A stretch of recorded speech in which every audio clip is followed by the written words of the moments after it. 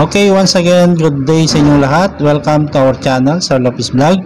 And in today's video, we are going to have our self-evaluation on the subject Criminal Law Book 1 under our topic Mitigating Circumstances. Hangad natin na sukatin ang inyong kaalaman pagdating sa topic na ito at meron tayong 10 katanungan na ating inihanda. Ang mga kasagutan, later on, makikita lang natin dito sa ating description box. Let us start. Question number 1. What mitigating circumstance can be offset by aggravating circumstances? Letter A, ordinary. Letter B, special. Letter C, privilege. Or letter D, all of them. Question number 2.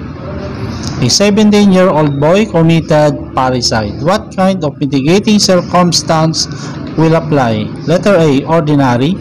Letter B, special. Letter C, privilege. Or letter D, all of them. Number 3.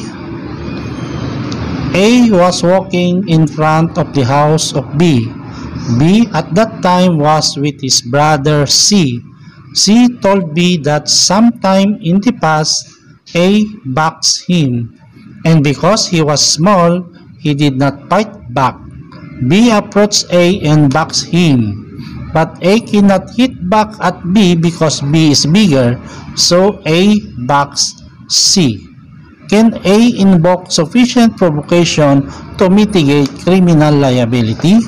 Letter A, yes. Letter B, no.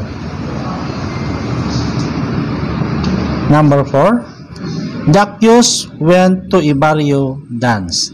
In that gathering, there was a bully and he slapped him several times in front of so many people. So he was humiliated and embarrassed. However, he cannot fight the bully at that time because the latter was much bigger and heavier. Accused had no choice but to go home. When he saw the bully again after 22 hours, this time he was armed with a knife and he stabbed the bully to death. Is the crime mitigated? Letter A, yes. The accused was still acting under diminished self-control because he was thinking of the humiliation he suffered in the hands of the offended party. Letter B, no. The commission of the felony must be immediate to the threat or provocation in order that this circumstance be mitigating. Number 5. How many degree lower should be given to the accused as mitigating circumstance by reason of minority? Letter A, 1. Letter B, 2. Letter C, 3. Or letter D, none. Number 6. The relationship between the accused and the woman he was living with one of common law. Kapag sinabi natin common law wife or common law relationship, walang valid marriage ceremony o hindi sila kasal. Okay? He came home and surprised his common law wife having sexual intercourse with a friend. This infuriated him. He killed the friend. Can he claim passion or obfuscation to mitigate his liability? Letter A, yes, whether or not they are married. Any man who discovers that infidelity was committed on the very bed provided by him to the woman would naturally be subjected to obfuscation. Letter B, no, because the relationship was a common law one. Number 7.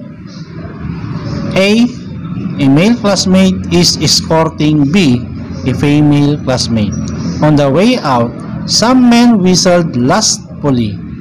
The male classmate stabbed said man. Is the crime mitigated? A, yes. B, no. Number 8. If after committing the crime, the offender did not flee and instead waited for the law enforcers to arrive, and he surrendered the weapon he used in killing the victim. Is the crime mitigated? Letter A, yes. Letter B, no. Number 9. The lifestyle of the accused is one of having so many vices, as a result of which he became poor. His subsequent stealing because of his poverty can still be considered mitigated. Letter A, true. Letter B, false.